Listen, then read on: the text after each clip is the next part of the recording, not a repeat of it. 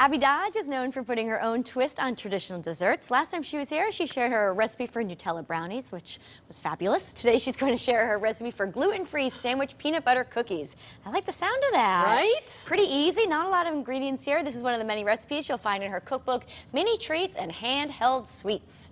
I like it. Delicious desserts to pick up and eat. I love saying that last line. Yeah, you got to put it in there. It goes very well. All right, so what are we making here? So peanut butter cookies, no flour, 5 ingredients. Okay. Super easy. We have peanut butter. I've used a combination of smooth and chunky. Okay. You do whatever you want to. A little brown sugar, that's 2. And then we've got a little bit of baking soda. Okay. Okay. We're gonna mix that up.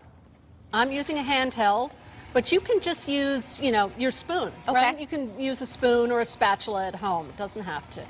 Now, Abby, is it true as a kid you were not a fan of peanut butter and jelly? So embarrassed. What did your mother feed you? Well, you know what? I think it's really because one of my older brothers lived and breathed peanut butter and jelly, and I just thought, ew, ew.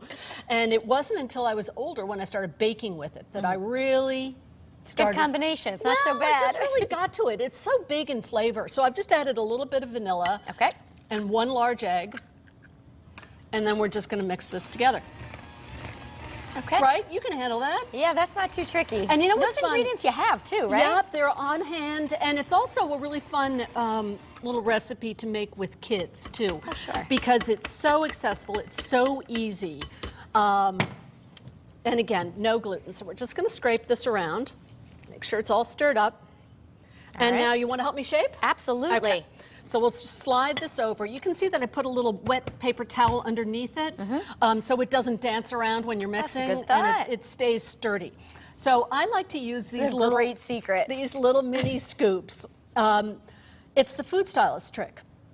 This way, when you scoop, they're all exactly the same size, right? Of course, and they're easy to buy. You can buy these little guys. They're 1 tablespoon. Exactly, right? That's pretty easy. This is a great tool. Now, what are we putting it on? Usually you line it with maybe tin foil or parchment paper. I recommend parchment paper, which you can buy in large sheets, but you can also buy it at the grocery store in a roll, or a silicone liner. This is called a Silpat. Okay. And it's reusable. You can bake on it. It's quick release. Throw it in the dishwasher if you wanted to? You don't even need to. Oh, you can just wipe it off with a damp paper towel, and I like them because it's reusable. But the only thing I tell people not to use when they're baking is don't use waxed paper.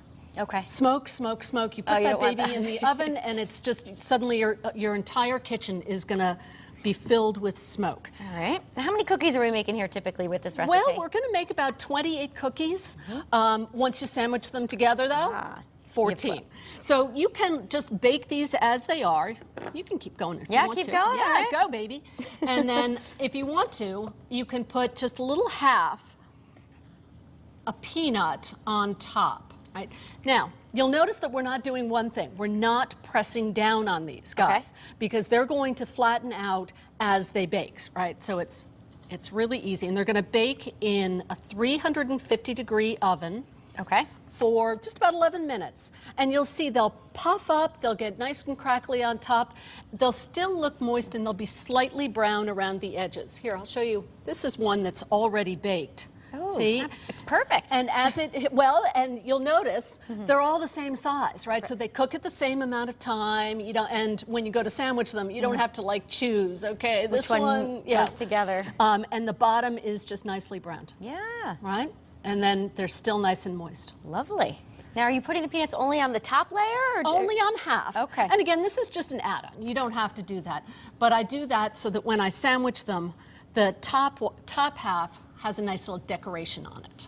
Great. The other thing you can do, if you want to, when they're just out of the oven and they're nice and still hot and puffed, you can unwrap a Hershey's Kiss. Ooh, it'll melt a little too, and right? Push it right down into that cookie and it will be just delicious. I You don't like even it. need to sandwich those guys. That's not bad, right? That's not a bad thing. All right, so these have come out of the oven. Exactly. They're nice and cool, and now we're going to do some sandwiching. Would you recommend letting them cool first? Oh, completely. Okay. Cool completely on a rack. You're going to flip the bottoms over, just the ones without a peanut on top or whatever. And then you have your choice of fillings.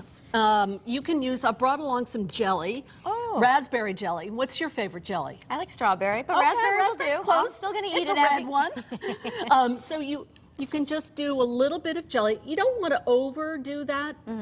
And then it's as easy as doing this, and then Spread it out a little, and there's a little sandwich. and then you have a little sandwich. We'll put that one right over there.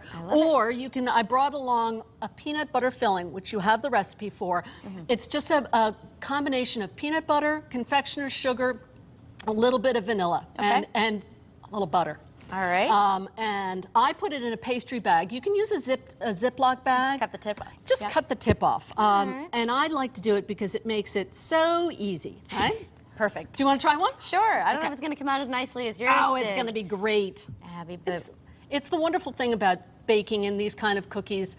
It doesn't have to be perfect. Yeah, you see, that's so bad, beautiful. right? We'll make a little sandwich here. Oh, I love this. This is easy. Now, Abby, I understand that you're going to be working with Fine Cooking Magazine soon. Again. Reunited. Reunited, yes. I've been with Fine Cooking since the beginning of time, and since they started publishing, not since the beginning of time. And we are working. Excuse me, I thought Bless I you. broke. Continue. Yes. Okay. And we are working together to produce an e-magazine called Fine Cooking Baking, which comes out. It starts publication in October. So we've been working hard on it. It's really fun. There's some video tutorials involved and some in-depth discussion of the recipes in the We'll look e-magazine. it up. And where can we find your book? You Just about anywhere, right? Just about anywhere. All right, well, we're going to dig into these at the end of the show. Abby, thanks for the recipe. My pleasure. Coming up next, we'll give you a preview to the New Haven Museum's exhibit that celebrates the famous Worcester Square when style returns.